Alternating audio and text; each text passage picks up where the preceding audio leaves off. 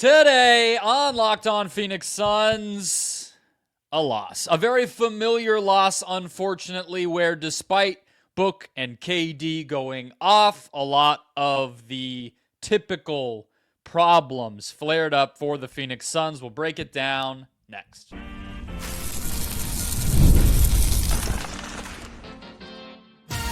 You are Locked On Suns, your daily Phoenix Suns podcast. Part of the Locked On Podcast Network, your team every day. Welcome back into Locked On Phoenix Suns. I'm Brendon Kleen, a staff writer at Awful Announcing and a credentialed Suns media member. Thank you for making Locked On Suns your first listen late on a Tuesday night postgame. Don't forget Locked On Suns, free and available on all platforms, including YouTube. So click that follow or subscribe button to do what thousands of other Suns fans have already done. Become an everydayer and get locked on to the Phoenix Suns right here each and every day. Joining me, as always, from the Wild West Valley, my fellow Suns credentialed media member. How are we feeling on this Tuesday night, Ben Garcia? So frustrated because, we talked about, the Suns won the other night, and I kind of said briefly yesterday that I thought it were the other night, and I said briefly yesterday when we started the show, like, I thought it was a good win. I thought the Suns were going to get another one of those wins, and it just feels like it felt like two baby steps forward over the past couple of days, one gigantic leap back because of what you said, a great tease of too familiar loss, just too familiar, man. Absolutely. 122-117 is the final in Atlanta as the Suns drop a game to a team they just beat last week, but could not get the job done against them here tonight. And we will talk about the kind of big picture. We'll do a rookie watch, which I think is in order for tonight, but we'll start with our moment of the game as we always do. And I will zoom in on one particular stretch of the fourth quarter. So this game was back and forth. I honestly enjoyed watching this game, Ben, even though obviously the Suns lost. Like, it was a very entertaining, well-fought, competitive game. And that would have been a lot nicer to celebrate if the Suns had actually wrapped it up. Of course, they didn't. But this came down to the clutch. And the Suns, you would think these are the games that they're supposed to win. And so the reason I zoom into the 4-minute and 30-second mark is Bradley Beal, who had left the game at the end of the third quarter, came back in right at the very end of the third quarter and played through the rest of the game because of an ankle sprain.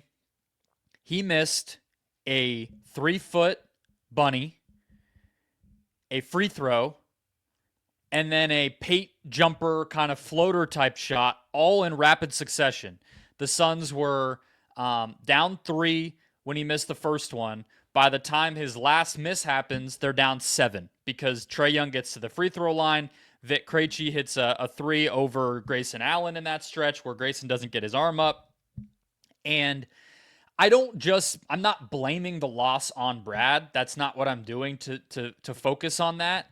But I think Suns fans right now are feeling frustration for one particular reason more than anything else, and I think that moment illustrates it. Book and KD combined for 66 points in this game.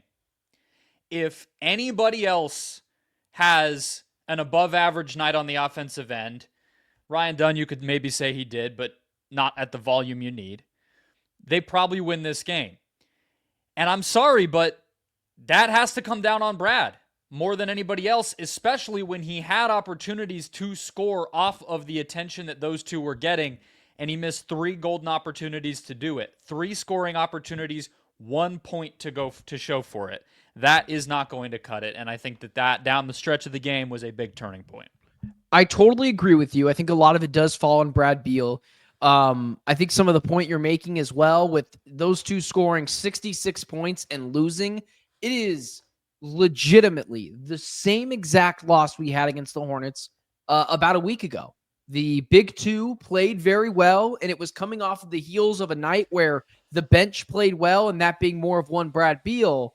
And then tonight, it was the same thing. Someone else has got to get going. It's nice to see Devin Booker play well, but the other thing is too, I do commend Bradley Beal for coming back into the game because you can tell he's so frustrated with himself that as soon as he turned his ankle, went back to the locker room, is pissed off, and I got it. I can respect that part of Bradley Beal, but also like maybe come in, show everyone you're okay, and then get the bleep back out of there, because there was some limitations. I don't think it's a serious ankle sprain. I think maybe he misses a game, maybe out of just like precaution. And I don't think it really means anything. But I'm with you, man. That stuff, it just can't happen, man. He was non-existent for a lot of the night, even before he turned that ankle in the third quarter, or it was in the third quarter. Third quarter, yep. He was kind of ineffective all night. And it's kind of hard because he's off the bench and getting in a groove, but that's his role. And he didn't play his role tonight. But yeah. I think he only took one shot in the third, and that's partially because of that ankle, but he had some open threes that he had an opportunity on and didn't knock down. And look, I'm not planting this one on him. I don't think you are either. That's not fair. No. And I also want to like resist the urge to always focus on the offense, right? Because I also think it's fair to pick any number of defensive moments in this game that probably really were the reason that they lost, right? It's not offense that loses you a game when you give up 122 points, but maybe I've just been so convinced that the defense is not gonna be fixed anytime soon that, to me, you just have to make the most of your offensive chances. And so when I see the third best player on the team do that in a big moment, it's pretty crushing. But what is your moment of tonight's game? I had it in front of me, and you're probably trying to figure out why I keep looking down, because I was trying to find the exact moment of it. But either way, everyone's going to know exactly what it was, because it was the most egregious foul call I've ever seen. I'm not to blame the refs guy, but that was as close to Tim Donaghy as you could get, that being when Trae Young the shot clock's winding down. He's been foul baiting all game, and we're going to reward that as well. But he goes down there. He puts up a shot. It goes behind the backboard. The ref literally waits for the ball to go out of bounds. Guys are starting to walk the other direction. He hits you with and I'm like, what are we doing? And so he gets 2 free throws. The Suns go back down the court, miss a shot. Hawks hit another 3, ball game. Like, I think that was the ball game. And I think mentally, because the Suns can't get the refs out of their own head at times, that affected them, because it gave them 2 extra points when I believe at that point it was 101-99. Then you go up 103 and then 106-99, as I struggled to find exactly where it was in this game. Ben, I think it was actually the exact same stretch as the one that I'm talking about with Beal. I think it was smushed in the middle of it at the 4-ish minute mark, where Trae got fouled by Plumlee and made both of those free throws. So that was it. Basically all happened right there. And I mentioned that 3 where Grayson didn't get his hand up on Krejci. And in that whole stretch, for all these reasons we're talking about, that decided it. But yeah, I thought the refs were a little more fair with Trae tonight, but that one was egregious. There was a couple, and especially in that second half, that were just egregious. Like we can't. I don't like to blame officiating, because that's like 10th on the reason why the Suns lost tonight. But like, what are we doing? Like, that's one of the bigger parts of the NBA that drives me crazy. Why are we rewarding that? If he is, if it's it's a 4-minute mark of the fourth quarter, the shot clock is going down. What did Mason Plumlee do? And I was actually surprised Bud didn't challenge that, this is nuts, to send a message, because he probably did slightly touch his uniform, and that counts as a foul just by the way of the law. And that was just a horrific part, because at that point it was 103-106. Booker was catching fire. Durant, for some reason, didn't have more shots in the fourth quarter. That was crazy to me, but for all those reasons, but that exactly right there, I think you can pinpoint where the game was lost, because this was a game of runs, especially in that second half. So that's frustrating, man. In that game last week, he had a big first half and was basically quiet in the second half. Tonight, he was good in this game. Really good throughout. 43 points, and he's not always going to hit that 50% or anything, because he takes so many threes, but 6 of 12 from deep, got to the line 14 times. And I guess when I say that they were more fair with him, it was mostly I'm speaking with Dunn, where Dunn got in kind of foul trouble in that last game. In this one, not so much, but altogether, Trey, they had no answer for him. And he was that run creator and that run stopper for Atlanta all night, including right there down to the very end. Let's talk about our lessons from this game, including why this wasn't part of the turning of the page that Ben and I were both hoping for. Next. First, today's show brought to you by Hungry Root. When it comes to grocery shopping and meal planning, we all have the same problem. Not enough time. Between work life and trying to eat healthier, you stress yourself out, first of all. And then if you try to make the time to go to the grocery store and prep and cook, well, then your time starts to slip away to do all the other stuff. Sticking to your health goals becomes a problem, and it just dominoes from there. But then when you realize Hungry Root is around, you realize you can eat healthy without all the stress. With Hungry Root, it's like having a personal shopper and a nutritionist all in one. You can take care of grocery shopping, meals, groceries, and health goals all at one time based on your tastes and preferences every step of the way. The best part is every meal is ready in 15 minutes or less.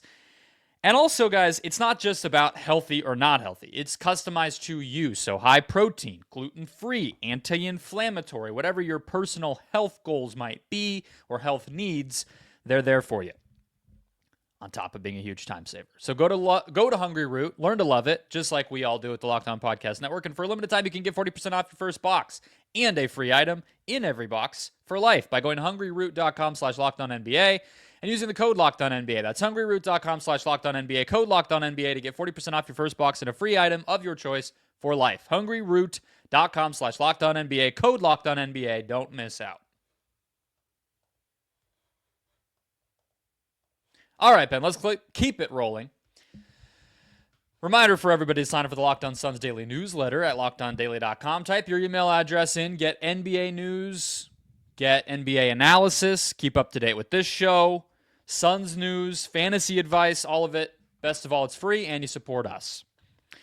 122-117 was the final score, and I will give you the floor, Ben, for your lesson of today's game.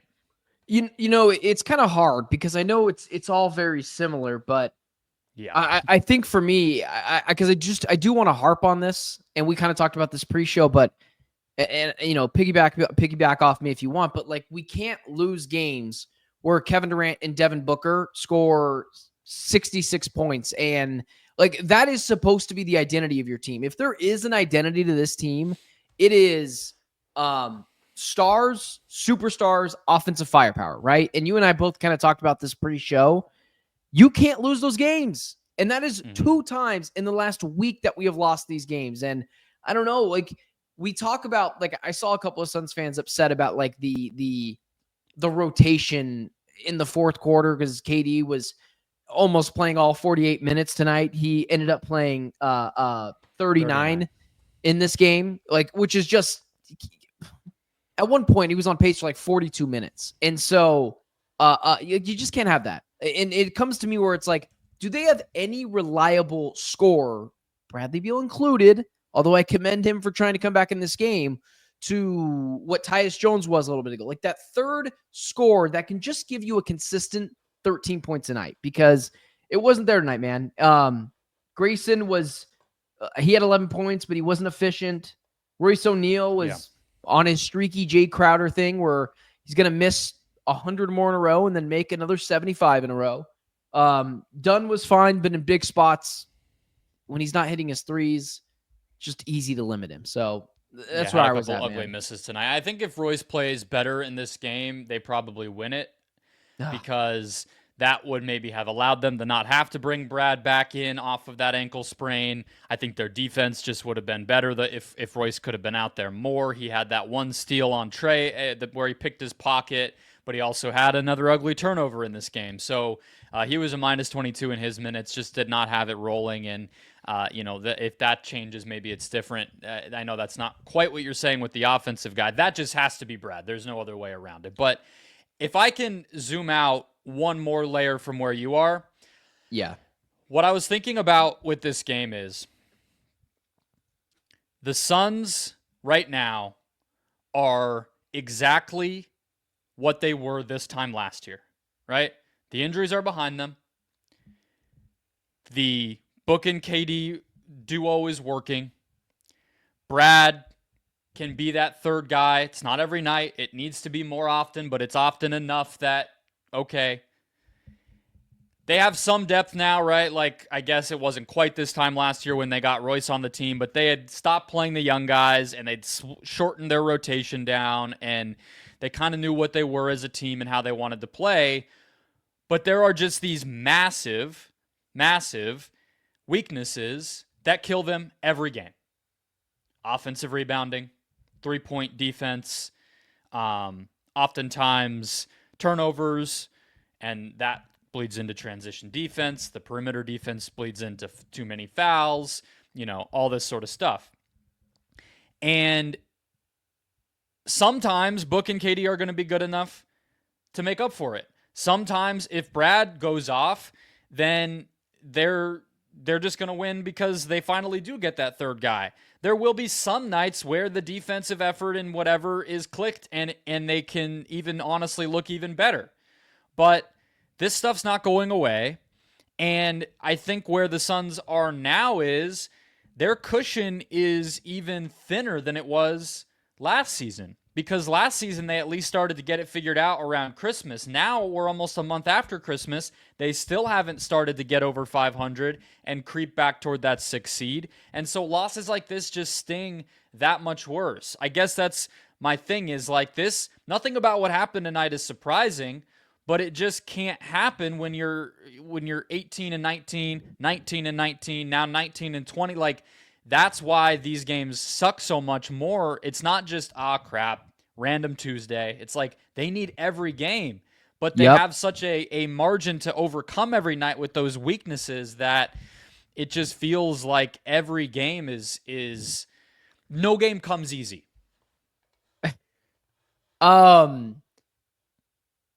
Everything you said was correct, and I was about ready to harp on, some of the kind of the other things you'd said, all the same issues. But man, was the last thing you said is why I stumbled over my words. Nothing comes easy. I was talking to someone else at the game last week where it was, I think it was the Hawks game actually last week, where they can't put away anyone. They can't put away bad teams. They can't put away mediocre teams. They can't stack leads and then rest guys in the fourth quarter. And it's exhausting. And I would go as far as to say it's worse this year. I think they're in a worse spot this year than they were last year because, we didn't expect, or after a while, we're just like, all right, Watanabe's not it, or whoever it was, not it. We thought Monte and we thought Grayson was going to continue to be great, and Grayson's been better recently, and Tyus Jones, we thought Mason Plumlee. I mean, Clippers fans tried to warn us, but we thought he'd be a little bit better than Drew Eubanks. That's where a lot of the frustration comes, is if anything, they're not going forward, they're going backwards. And again, man, we won a couple of games. We won 3, right? Not a big deal. But it's these games that matter so much. And this is what I was what I was going to harp on before you mentioned the last part, which is it frustrates me when some people are like, oh, it's early. It is no longer early. And I don't know who the last 15 games of the season are, but I know who they play right now. And it's a lot of Wizards, Pistons, Nets, Wizards, and none of those are going to be easy wins. And you have to win all of them because you have negative margin for error now. You're still, you look at the 6th seed and you're like, oh, they're only 3 games back right now in the loss column of the 6th seed. At some point, teams are going to separate. Kawhi Leonard's going to come back to the Clippers, and they're just going to instantly get better. So, when some people say this team will miss the playoffs, not the play-in, because that's really is a crapshoot, I'm like, you're probably right at this point. And I really thought this team was going to be a 4 seed this year and win more games. And it's just we're going opposite, man. We're going the opposite direction. This time last year, on this day last season, the Suns they beat Portland on January 14th to move to 21-18, and that win was the second of what would become a 7-game winning streak that put them up at 26-18, and that kind of gave them the life that they needed to eventually finish 49 and 33 and get that 60 and everything else. So right now I they would kill are. to be.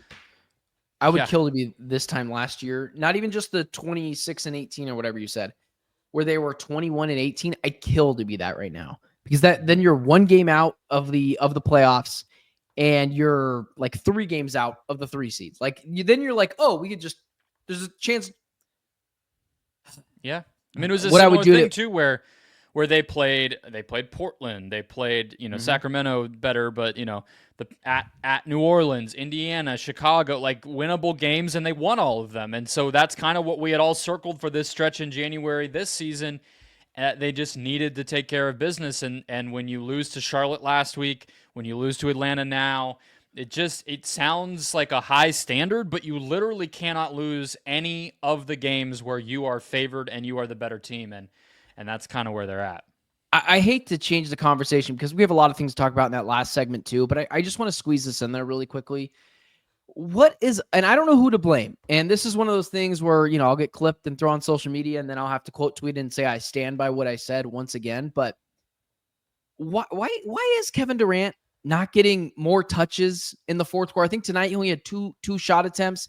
Some of that I do think is on Kevin Durant to demand the basketball. But Bud is supposed to be the offensive guy to get this guy open. And I don't know if it's Booker not understanding he's the 2 and not the 1. But outside of that kind of leaner fade in the right corner, like 2-pointer, it was the last shot I remember him making. And I'm like, it's 101.99. We got to get this guy the ball. So I don't know what your thoughts are on that, but not enough Kevin Durant in the fourth quarter. And I do think some of it is on him and not demanding the basketball like he should as a top 10 player of all time. But also some of it's like, Bud's got to do something because we can't go that long without your star player not touching the ball. He did sit for about 3 minutes in the fourth, like we mentioned, and I think he was tired right before he went out. I think he had a turnover, and he had another moment and he was gassed. It was very clear, and so I think that's why he did check out. But once he came back in, I mean, I'm going to sound like all the dudes at press conferences after games and say I would have to watch it back. I don't know why that happened. Obviously, it happens too often. You're right. So I don't know why either. I don't know. I can't give you because I got to watch it back and see exactly what happened. But he turns, and this isn't on Durant because I do think Coach Bud needs to get him the ball, but he might as well just not even be out there. He's invisible. Obviously, defensively, he's still up a dude, and he's tall, and he gets rebounds. But I mean, honestly, the most basic example that I could say or explanation that I could say is he came in at 4:42, and that was right before the stretch that you and I both picked as our moment of the game where the thing got out of hand. A minute later, Garrison Matthews hits the 3 that puts them up 10, and he's cursing at everybody, and his face is all red, and he's going crazy, and the game's over. So maybe that's it. Is just by the time KD checked in, the game all of a sudden was out of reach, and he's not the type to just start chucking shots down 10 just to show off and say, I got my FGAs up. You know what I mean? So I think that's kind of what it might be. Yeah, I get that as well. And, to your point of him being tired, he was getting blown by defensively by Young. And honestly, Dyson Daniels even tried to do it. And that's not a Kevin Durant thing. And I don't hold that against him. He was playing 39 minutes tonight, and it's hard to do it on both sides of the court. So anyways, that was frustrating to watch tonight too. Zoom in on a rookie watch as both Dunn and Oso played a up and down role throughout this game. Next. First, today's show is brought to you by Wayfair. After the holiday hustle, there's nothing like giving your home a little TLC. Decluttering and refreshing your space can help you get back into a routine to start the new year. So whether you're tidying up, clearing out, or just want your space to get a new look to start the year, Wayfair has everything you need, all within a budget. I told you, we moved into a new place very suddenly a few years back, had a tiny living room, but we really liked it. It was like this 2-story thing. The bedrooms were really nice. The office was really big, whatever, but we didn't know exactly what to put. We had a good couch, but we were like, this room, we need the right thing, and Wayfair had it covered for us. $50 for a nice, just small, comfy, nice looking, the right color chair. It lasted us like 5 years. We just got rid of it a few months ago, and it wasn't even because it wore out or anything. It just didn't match anymore, so we donated it. But it's everything that you could possibly want literally is on Wayfair. So give your home the refresh it needs with Wayfair by heading to wayfair.com right now. That's WAYFAIR.com. Wayfair. Every style, every home. All right, Ben, let's close it out. So I think we'll just do our rookie watch here unless you have any magic numbers or magic numbers. rotation. 20 offensive rebounds to 4 rebounds. I think a lot of that was effort. I don't think it was just because they're small and miscommunication on defense, but I mean, everyone on every post-game show is going to beat the bleep out of that. I think the Oso stuff is really worth mentioning. Yeah, Okongwu 22 and 21 right after they gave Off up the very bench, similar man. numbers Off to the Mark Williams in the last game, even in a win. So it's ugly. You play the Suns and you look like Bill Russell. That is basically the situation right now. Oso, 19 minutes, -8, 4 points, 5 rebounds. What did you think of this game from him? Because it was just last week against this Atlanta team that you and I both were like, this is it. Just start playing the guy. He's proven enough. Maybe there's matchups it's not going to be pretty, but he's the best they got. They got to just roll with it. Tonight, I think we saw the risks of that where he played a lot of minutes, was heavily involved, and it didn't go so well. Yeah, but at least he gives better effort than the other two guys, which is why I'll stand by that.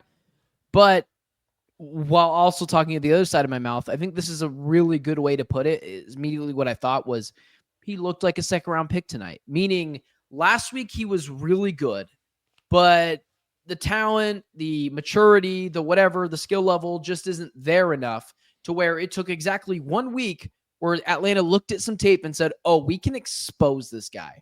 And defensively, they exposed him. They got him turned around multiple different times where, like, guys were not even missing. It wasn't like the Mason Plumlee thing where he's rotating to try to force an extra pass. Like, no one was getting beat. He looked confused. He looked like a rookie. He looked like a second rounder. And I'd still roll with him because I'd at least rather have the athleticism of Oso than Mason or Yusuf Nurkic. So I don't want to beat him down because he's a second round rookie. And otherwise I'd be going against what I've always said, which is like, kind of don't expect too much. But this was the first game where I was like, oh man, if the Hawks are going to expose him, other teams are licking their chops at some of the game film that's going to be put out. What about you? Yeah, I mean, I agree he didn't look great. I don't know if it was any grand adjustment from Atlanta or like you're saying, there's going to be nights like this, right? I mean, I don't think that they were like up on the whiteboard, here's how we slaughter the rookie. I think it's just like he's going to play poorly sometimes. I noticed it more on just the glass and the fact that Capella and Okongwu were not even all that much bigger than him necessarily. I mean, Capella is one of the stronger guys in the league, even if he's not some, Wemby-sized guy, but still, like, he just handled the glass against this same exact front line, and now all of a sudden he can't. So that really jumped out to me. There was also some decision-making stuff where the floater that he took in the fourth quarter, he ran a pick and roll with Tyus, and, like, I don't know, early in the fourth, KD was in the corner, open. So for whatever reason, most of the time he's looking to pass in that spot. In this case, he didn't. And you could see KD kind of get frustrated. That was one of those times where KD was like, are we really just running up and down and I'm not even getting the ball here and I'm sweating off my you-know-what? So I think that was there. But yeah, I mean, I think we're on the same page still, right? Like, this is the risk you run if you're going to make him your full-time backup center. It's not like this wasn't foreseeable, but it's just one of those growing pain type of games. Well, also, at least I can make the argument that if the Suns somehow make the playoffs, that like maybe he's progressed and gotten some of the rookie things out of him. Mason Plumlee is what he is. Nurkic is what he is. They're not going to get any better in year, 10, 12 at this point. Like, at least with Oso, there's the upside of like, well, maybe he does turn into a lower level version of like a Clint Capella is such a bad because he's not as strong as him, but whatever. One of those guys, like a really, really poor man's Bam Adebayo, because kind of the same height. Yeah, I will say I have that. It's the right call. I will say around the 6-7 minute mark, I think the play stopped, and when we were coming back from that break, I was like, I think Bud needs to go to Plumlee. And to his credit, he did. And Plumlee, in his 25 minutes, the Suns won those by one. He was a +1. So when Plumlee was out there, I think the bleeding was a little bit less extreme. It kind of also isn't just about the centers is the other thing when it comes to the rebounding and all that. This team is just small everywhere, so the center is just kind of one aspect of it. But yeah, all right. And then last but not least on the rookie watch, Dunn. You mentioned him a moment ago. I mentioned him at the top of the show. The threes that he missed tonight, I thought his feet were not set. He was rushed, and he, I think, would like a few of those back just in terms of kind of getting things on solid footing. But at the same time, he did defend Trey in a more disciplined way, I think. He was pretty aggressive on some of the twos. He had a nice finish off of a roll where he caught the ball and had a little, I think it was like off glass type floater thing, and some transition buckets that he's been soaking up lately. So I honestly thought it was one of his stronger games up until around maybe the midway point of the third quarter when he started to miss some stuff, and he only ends up playing 22 minutes, I think for good reason. So another up and down one, I think, and this is what happens when you rely on rookies. I don't know what more to add than that very last part, which you've done twice tonight, where you ended on the literal best part. It's just the rookies. Like, the upside of them is just better than the alternative. Dunn, more specifically, didn't do his job amazingly tonight because Trae Young went off, but he's dealing with one of the worst foul baiters in the league, and he has to learn how to play defense accordingly with that. And I don't blame either guy. Like, it's growing pains. I'm not going to hammer rookies if they're not a top 3 pick in the draft, and we expect more. Like, both these guys are kind of projects. So even more so than Ryan Dunn, and both guys got work tonight. Dunn, not so much, but still at times did get work. All right. Well, we're freaking back Thursday. To where we were. If you can't beat the Wizards, what are we doing? No, don't say that. Don't even say it. Don't say that. It's true. I don't even care. If they can't withstand my jinx against Washington, I don't even, they should be able to play with 4 guys on the court and beat the Wizards. Oh God, the 4 guys on the court. Brendon, saying. If they played with 10 tonight, they probably still lose because none of them would be able to grab a rebound. Yeah, Okongwu would still be flying through 10 guys to grab a board. All right, that'll wrap us up. Hit follow or subscribe if you have not already. We'll have more on the news, the trade market, maybe looking closer at this game. We have to come tomorrow. Back? We got to do a show. I mean, I don't know. Awesome. Yeah. Hey, we got to give the people, there's a lot of diehard Suns fans here that want the content. They still care about this team. There's hope left for the season, so we will take you through it here on Locked On Suns. Hit that button. Enjoy your Wednesday. We'll talk to you tomorrow.